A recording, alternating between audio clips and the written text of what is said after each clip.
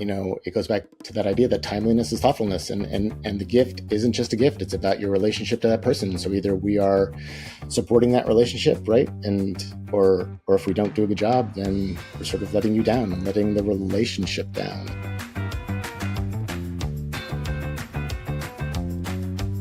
Today, we're exploring how 1-800-Flowers has continually evolved by embracing technology, offering seamless experiences, and ensuring their place as a leader in the floral industry.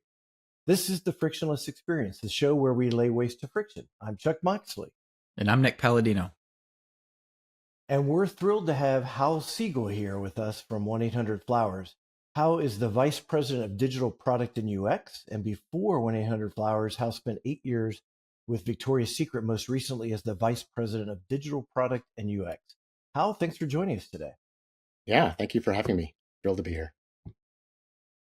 Awesome. So, Hal, tell us first about your role at 1-800-Flowers and what you and your team are working on these days. Sure. So I've been there I'm going on 2 years now. And like you said, I kind of have a dual role where I lead and work with a number of our product teams. And then I also lead our UX design and research practice. Gotcha. And what some people might not be aware of is that 1-800-Flowers is not just 1-800-Flowers. You have multiple brands, correct? You have like Harry and Yeah, David and some other brands. yeah, that's right. So in addition to 1-800-Flowers, the brand, we have really a family of brands. And so we have Harry and David is one of our brands, along with Personalization Mall, Sherry's Berries, Cheryl's Cookies. There's quite a few. The connective tissue is that they're all focused on gifting. Got it. And gifting is really unique space, right? Because when, for example, we've had folks from a lot of different retailers on where people are buying, they're buying for themselves, they're getting products shipped to their house, etc. Gifting is a much different world in terms of when we think about friction because it's kind of a multi-step process. So again, how is gifting unique? Give us a sense of that. Yeah. So in addition to kind of all the basics of e-commerce, the distinction is that in this case, you have a sender and a recipient. And so you have all the basic problems and challenges of e-commerce. But in addition, in this case, you have someone who is thinking about someone else, right? And trying to figure out how to buy something for someone else.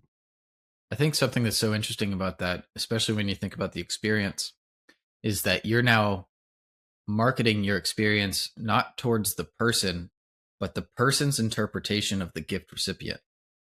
And that changes the way you really have to think about the experience because you're not actually building this and you're not trying to gain the attention. Like I don't necessarily want the floral embrace, which is, I believe, your most popular set of flowers. Yeah, you've done your research. Yeah. But my wife wants the floral embrace a lot. And so you need to appeal to me to show me the floral embrace because Right. I need to expect my wife to want it. Yeah, And it's not really me that you're actually targeting, yet it is because I'm the buyer. that's right. It is about the relationship, right? That's really where we're focused at the end of the day. And so we think a lot about the idea of what is the perfect gift, right? And it is kind of a bit of sort of magic in the sense that you are trying to buy something that or find something that both meets their wishes, but also surprises them. And that is hard to do, right? To find that kind of alchemy. And what are some of the things that you guys do from a UX experience, from a purchasing experience, to help match? Because again, you're aligning. You've got to get me to come to your site and decide this is a gift I want, a gift category I want to get, whether it's Mhm. flowers or the edibles or something like that. And then you've got to help guide me in that process to find the perfect gift within a certain amount of time because I'm not going to Mhm. spend 3 hours on it. So Yeah. what are things you guys have done from a UX experience and a buying experience to streamline that and make that easier for people? Yeah. So there's quite a few things. And starting with just the nature of our assortment, right? So at the end of the day, we really are focused on both flowers and edibles, right? And whether that's chocolates, gift baskets, etc. And in a way, these are sort of like never fail gifts, right? And so part of it is just making it that much easier for people to say, oh, okay, 1-800 Flowers, there's the sense of like, we've got you, we're going to provide you with a set of gifts that are just, that you're going to be confident that they're going to be well received. So I think that's a big part of it. But then in addition, for my role, I think a lot about, there's kind of sort of a gifting system, if you will, uh, like a flywheel. And it has a few different parts to it, right? So you start with the act of just remembering, right? And uh, that in itself is work, right? Just we're so busy, we have so much going on in our lives. So starting with remembering, and then once you remember, then you have to take action, right? And so taking action is deciding of like, what gift am I going to get, right? And so we think a lot about making that easier. And then once you've taken action, you have to then think about, well, what sentiment am I going to add? Am I going to add a card? Am I going to add other things to this gift? And then there's the act of actually sending it, right? Making sure that a lot of it is making sure that it's going to get there on time. Right? We talk about the idea that timeliness is thoughtfulness, and ultimately is also sort of the last piece of it is an acknowledgement, right? Making sure that the recipient is able to also just acknowledge the gift. So all those taken together are kind of the spokes on the wheel, if you will, and each one has kind of its own elements of friction. We can dive in anywhere. So even just starting with the act of remembering. It's a really interesting aspect, the act of remembering, because you're not even talking about something you can control entirely. I mean, I guess you kind of can, because you can create a feature that allows you to send notifications Mm-hmm. or something along those lines, but it's almost like habitual. Like, how do you build a culture around remembering these specific things to end up growing your traffic? It's Right. just a really interesting concept that most don't have that dependency. Most brands don't have that dependency. Like, Yeah, I that's don't right. That's right. I don't forget that I need new underwear, right? I just Right. And just it decide. also has to do with the nature of the relationship, right? So the fact that how you're going to think about a close relationship is probably different than just someone who is a casual relationship, someone who is a friend or a peer.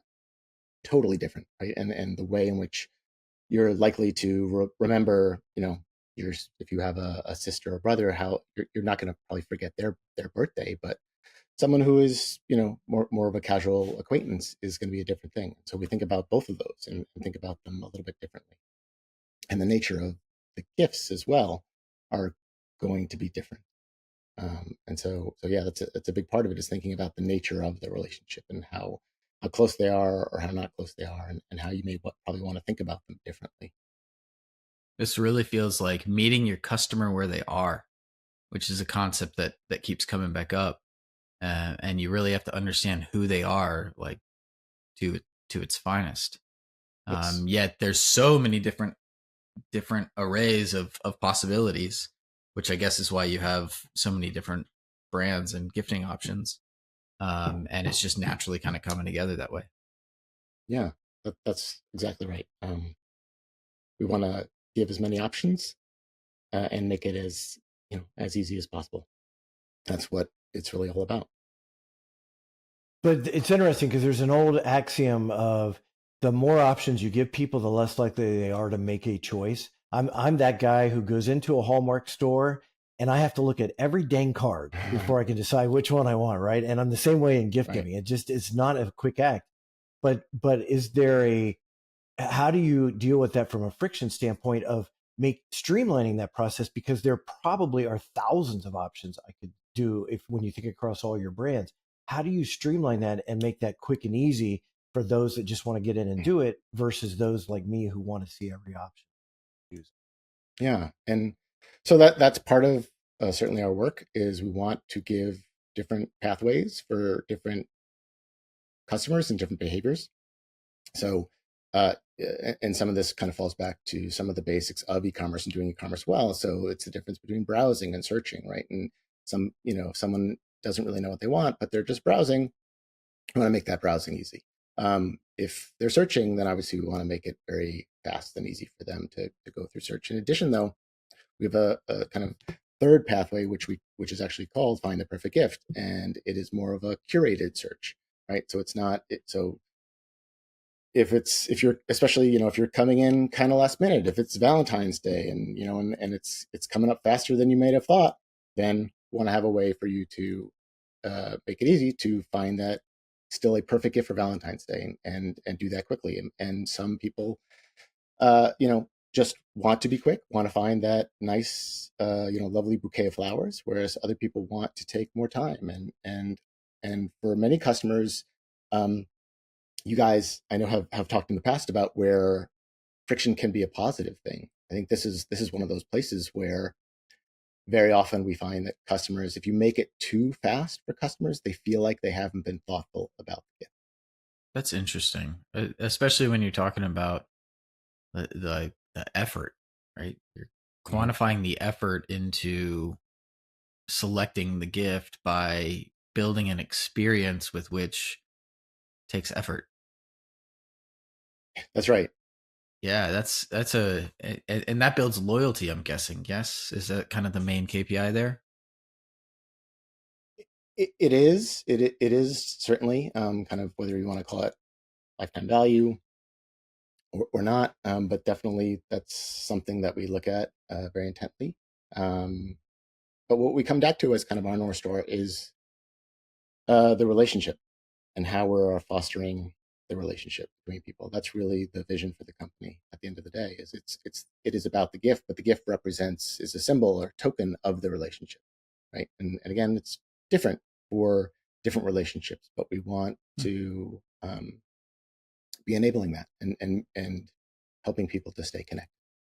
How do you know you're making the relationship better as you're making these changes?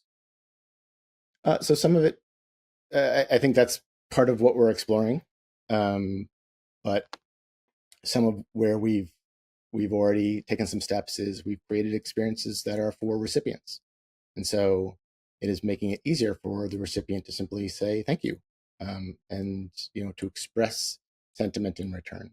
And so seeing that, right, is important to us, right? As opposed to if on the other hand, if you send a gift, imagine if you send a gift and you never hear back, right? Was that a successful gift? Right, that kind of begs the question. Well, you mentioned where intentional friction can make it feel like you're being more thoughtful. Can you give us an example of a feature you've added or a change you've made to the site to address that? In checkout, and this goes back also to the reminders part of this that we were talking about. Pretty recently, we actually added two fields to checkout, something that you would otherwise think you should just never do, right? Checkout's just all about like getting through it as fast as possible, removing as much friction as possible, making it as easy as possible, right? But for us, what we did is the two fields that we added are, in addition to gathering all the basic information about the recipient who you're sending it to, we asked, what is your relationship to this person? Right? So is this a sister or brother, what have you? And then in addition, uh, we said, would you like to be reminded of this same occasion next time? And you can say what the occasion is, right? And we found that we were honestly a little nervous about adding these because for all the usual reasons, right? And it seems like we're adding extra steps, extra fields. But what we found is it didn't impact our checkout KPIs negatively. And in fact, it seems to have impacted them a little bit positively, which is really counterintuitive. Um, but it seems to be that part of it is people are understand why we're asking for the information because we want to be helpful, right? Uh, and it gives them that confidence that like that's really what 100 Flowers is here for is to help. They're using this information, this data, in the future to help me. And did you set those as optional fields or required fields in the They checkout? are they are optional. They are optional. Okay. Yeah. What percent? I'm curious. What percent actually complete that? The vast. I can't give you a number off the top of my head, but it's the majority. The majority. Okay. Yeah. I remember that field being there the last time I purchased, actually, very specifically. Although I didn't want to be reminded. Yeah, but fair enough. Uh, interesting fact though about that reminder part. The number one reminder is birthday. The number two is just because. Oh, you want to remind just because? That's awesome. Right. No, that's awesome. So my use case was I unexpectedly had to travel, and so I wanted to send my wife some flowers that would arrive the day that I was gone because she was going to have to deal with the whole house alone, and I just wanted to make her happy, and it worked Hmm. really well. Um, but I can't predict when I have to unexpectedly travel, unfortunately. But I like this just because I think I need to do that. We were we added it kind of at the last minute, and we were very surprised by that. But it speaks to the fact that people want to just, in sort of serendipitously uh, reach out to other people, right? So what about a subscription service that like randomly bills and charges it? just start flying flowers Just everywhere. interesting, interesting. I'll write that one down. Yeah. Well, Nick, what you should have done was said, "Yes, I want to be reminded." And then every year you go, "Remember that year I had to travel on this day? It left you in a lurch." So you could just keep reminding your wife what a heel you were. I was going to say we do have a subscription service. It's probably not at that level of detail That's great. though. And not as random as that. That's right. Random acts of It is kindness, not random randomized. acts of forgiveness. So I would think, I mean, as you're talking, how it just seems like you guys have such an opportunity for personalization, for building out this profile on your customers and collecting with every gift they give with each person, because they're also telling you who their friends are, who their loved ones are, what the important dates are. You guys must be just sitting on a treasure trove of data that then you can use to personalize, bring back, get repeat orders, increase average order values. Do I mean there must be just a tremendous, almost too many options available to you. We definitely see that as a big part of our future, personalization. And when we say personalization, it is really about making it as relevant as we can to the sender. So yes, for sure. Uh, that said, it's hard, in part because we have to understand who the sender is coming for, right? Like you may show up one day to buy something for your mom, and 2 weeks later it could be for someone else, and so we have to understand that, or at least get that signal right. Otherwise, that's where personalization can really go wrong, right? If we get it wrong, that like we think you're coming for one reason, and in fact you're coming for another, then we've messed up. And so we're trying to be very thoughtful about that and make sure that we get personalization right.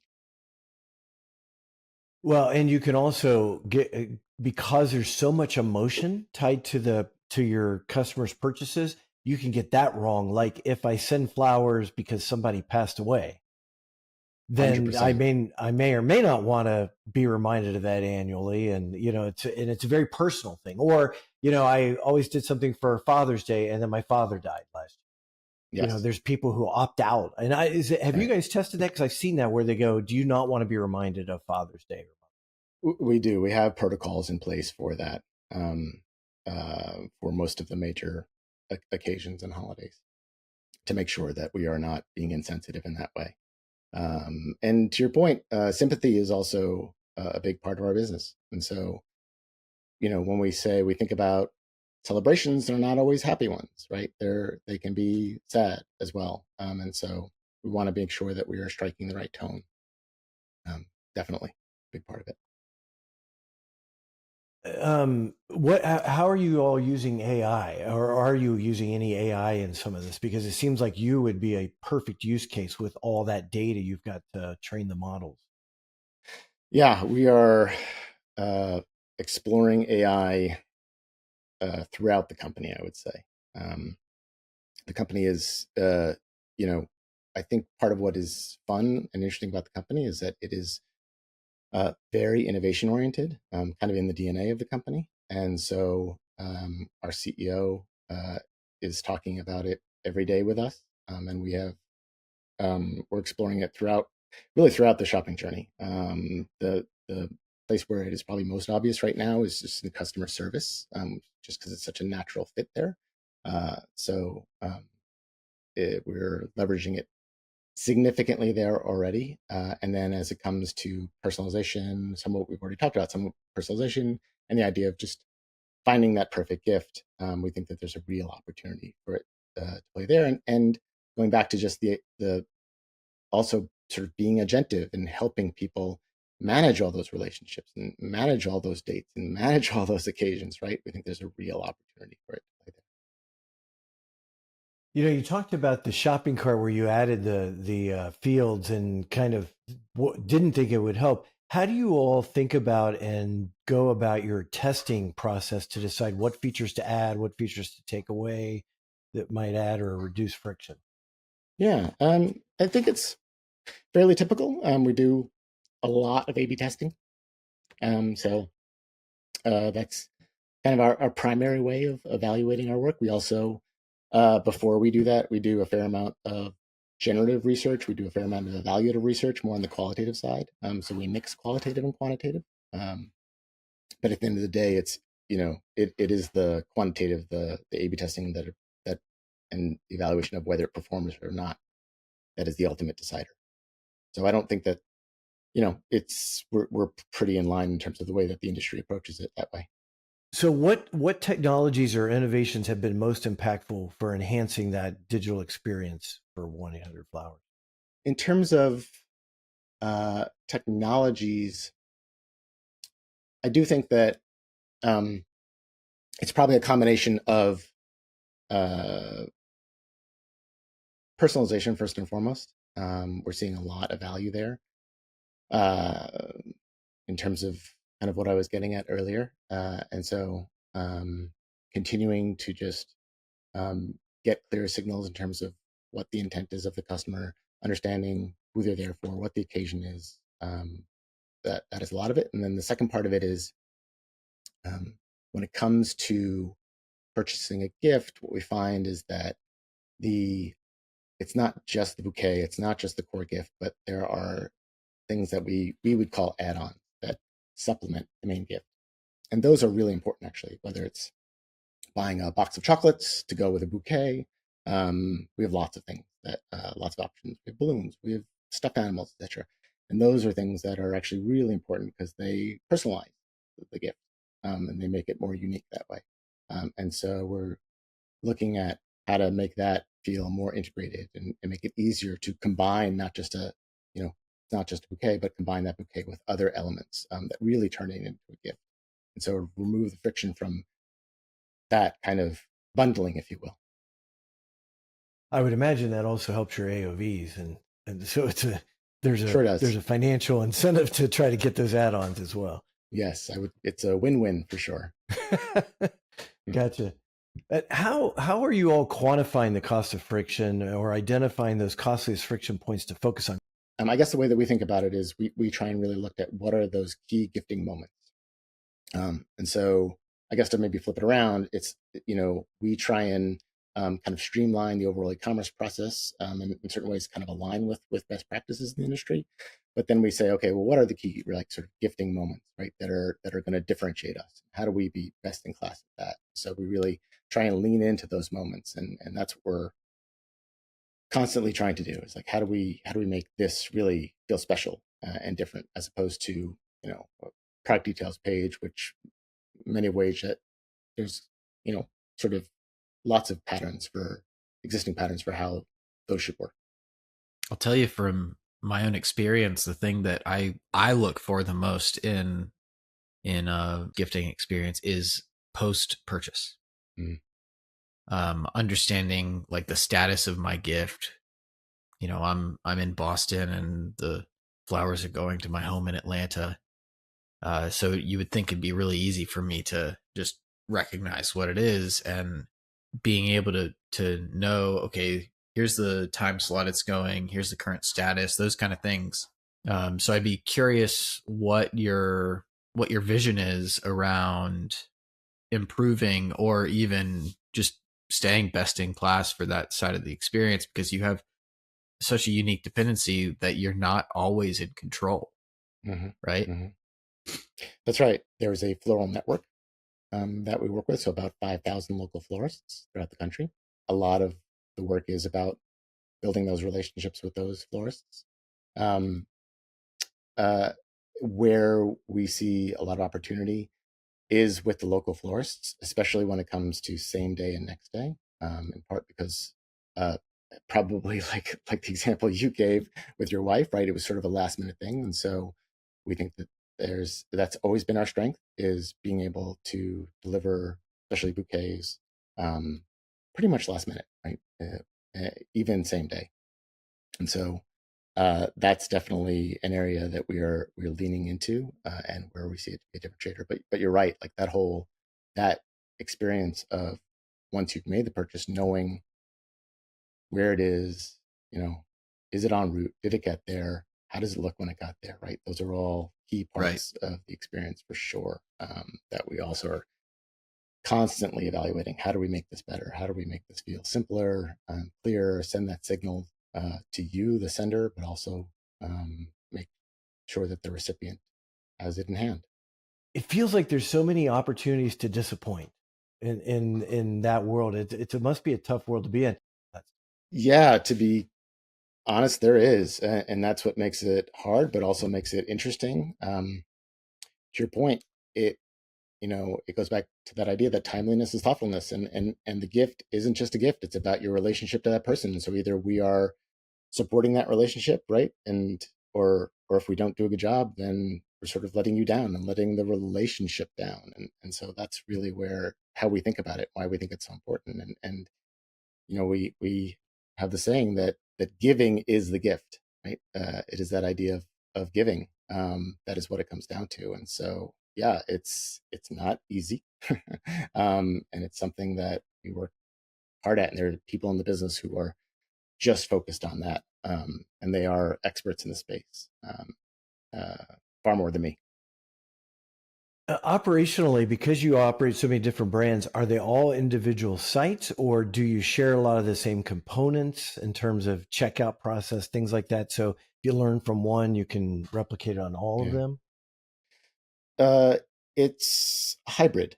So they are separate stores. They have separate URLs or separate domains, but they share many of the same components. There is a universal checkout. So we try and think about it from a kind of reusability and scalability perspective. So is that when it makes sense to make things consistent, like checkout, we do, but also we have to think about in many cases, the brands are just very different in terms of what the customer needs are and the customer mindsets are. Our Harry and David customers are buying products often months in advance. Christmas holiday season is their main peak, and they have these amazing pears, peaches, and gift baskets that they're famous for, and people are buying these months in advance and building carts months in advance.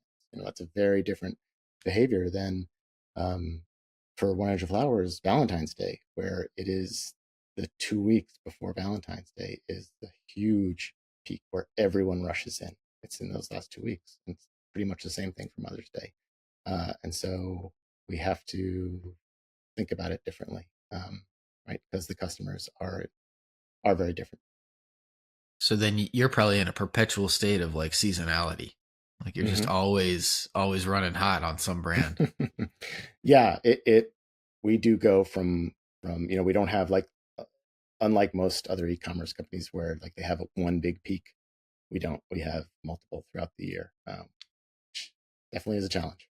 Can you think of an example where you all uncovered some friction, maybe in either the qualitative or quantitative work you were doing, uncovered this opportunity to fix it, fixed it, and then were able to see an improvement on the back end? It's a fairly simple one, but I think powerful in that, and kind of speaks to what is some of what we're trying to be best at. So we just updated so we have a one of our collections is the same day collection, and what we found is that there was a lot of information on the page about very detailed about, depending on where you are in the country, when you're going to get it, uh, you know, based on the logistics and so forth.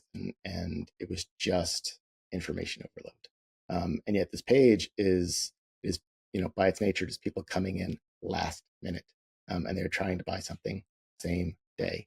And so we realized that it just wasn't helping to have all that information front and center, even though we were trying to be helpful.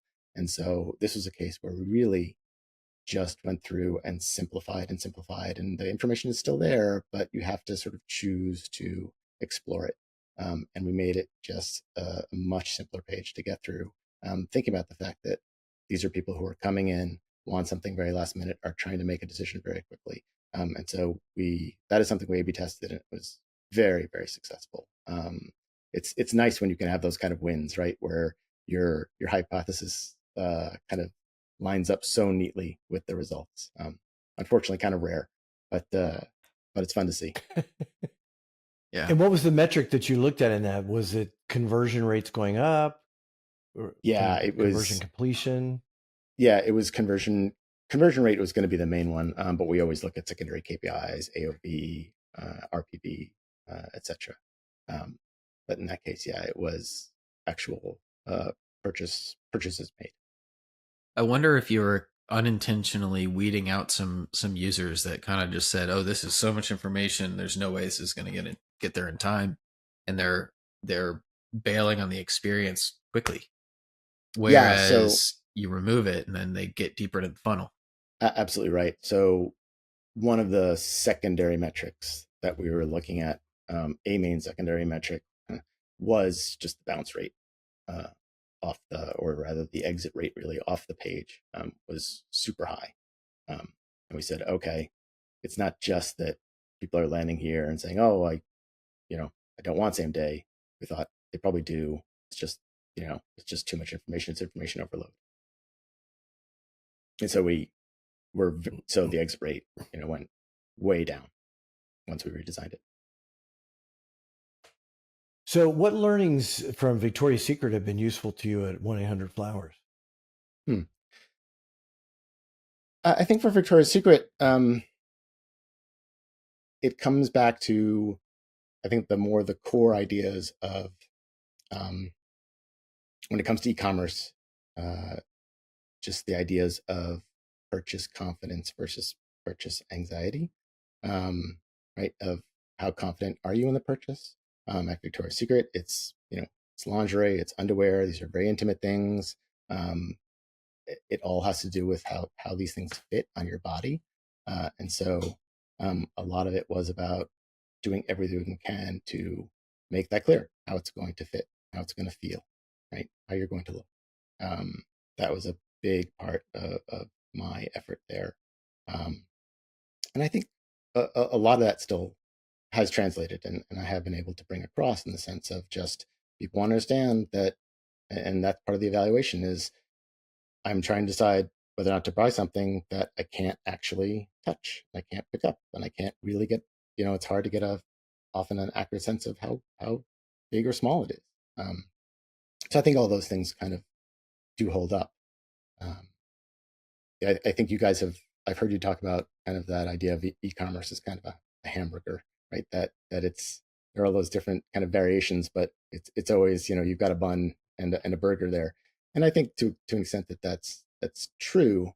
And, for us, I think both at Victoria's Secret and at 1-800-Flowers, if there's a through line for me, it is about saying, okay, what are the places where we should align to what our best practice is, right? Align to the kind of very common patterns in the industry, and where should we diverge, right? Where should we not align to those because there are opportunities to differentiate. Yeah, that idea of anxiety came up on an episode recently with Scott Smith, where we are talking about the anxiety of placing bets because he's from FanDuel. But I could see a ton of anxiety around gift giving and sending flowers that you aren't there to see. Mm-hmm. To your point, when you see it, is it this big or is it this big? Because you can look like a heel or you can be disappointed. So there's a lot of anxiety. I hadn't even thought about that. Yeah, so much so. And it goes back to just the social nature of gift giving, right? And the fact that it is about the relationship, and you are you know you are sending a symbol of how you feel about this person, right? And so either that's gonna be a good thing, and people say, oh, this person thought about me, cares about me, or if it's not great, then it sends the wrong message, right? So yeah, it's fraught with anxiety, and that's what we really try and address. So, what's a widely held belief about building frictionless experiences that you fundamentally disagree with, that you think people get wrong? Yeah. So I think if you are in a company that is working at scale, um, one thing that I think is misunderstood is that simplification is way harder than it seems. Right? You talk about the idea of like feature pruning, and you want to be removing low value features. Sounds great, right? Something that you think everyone could get behind. The challenge, and what is not often considered, is that behind every feature is a stakeholder whose performance is tied to that feature. And so, uh, what the secret there is, you have to understand how those features impact those stakeholders, and you have to be prepared to negotiate. Because if you don't, if you just remove it, then you're quickly going to be making enemies. What it comes down to. Um, so I think that's simplification is one of those things that if you just say, "Oh, how do people feel about simplification?" Everyone's going to say, "Great, we love simplification." But as soon as you say, "Okay, well, what if we removed this feature or that feature?" Suddenly, people are going to go, "Whoa, whoa, whoa! Don't remove that feature," right? And so uh, I think that's something that is often just kind of glossed over. Yeah. Do we want it to be that simple? Mm. Yeah. That was something that Catherine Geniak talked about from American Eagle, where she said, when you present the concept for a whole new page or a whole new feature, what you don't appreciate is there were 20 people involved, from buyers to designers to UI people, et cetera. And you get to there, and that's the first time they're seeing it live. And so it's like their baby. It's like it comes to Hmm. life. And there's a lot of emotion in that with just people and humans, the way they work together. Very much so. Very much so. It is an emotional experience, and it's important to understand that. And people's ability to achieve their objectives are often tied to those changes. So it's important to realize that and to take it into consideration. That's awesome. So, what are one or two final recommendations for listeners that they can take back and apply in their own roles next week? Yeah, a couple of thoughts there. I would say first, um, treat everything like an experiment. That's how I try and think about it and coach my team. Always have a strong hypothesis, right? Which should always include what's the outcome you're trying to achieve, what's the output, right? What's the feature that you're thinking about, and what's the measure of success, right? Because I think without that, you always risk, as the saying goes, sort of garbage in, garbage out, right? So always have a strong hypothesis. Uh, and then secondly, I'd say always assume that your first idea, or rather, really your first design, is going to be wrong. Um, most ideas just do not work at first. And going from an idea to finding something that does work for your customers always requires iteration. It's just something that for outside of product is often just not really well understood. And so I see part of my job as education and evangelism, but doing it in a way that is always respectful and done with a bit of humility. I like that a lot. Just expect it to be not good, that first one, because you have to start somewhere. Yeah, And then to your point, you also iterate and improve it. And so you start it in a expected not complete state. And once you iterate and improve, then you get it to something that's feature ready. That's a really exactly, good way to think about it. exactly. And it's just sort of for those who are coming at it from the fields of like marketing, um, creative design, etc. Like it's a very different mindset where like you're like we're going to launch this campaign, we're going to do this thing, right? Like you launch it, it's done. It's out there, right? With product and product design and development, it's very different where just because you're so close to it, you lose your objectivity and you lose that kind of beginner's mindset. And so it's only by putting it out there, seeing how customers actually react to it, that you start to really, really learn. Well, this has been a great conversation, Hal. That we went in so many directions. It's super fascinating. Where can listeners find you? What's the best way to connect with you if they want to reach out? I'm very active on LinkedIn, so you can always find me there. That's the best way. Okay, awesome.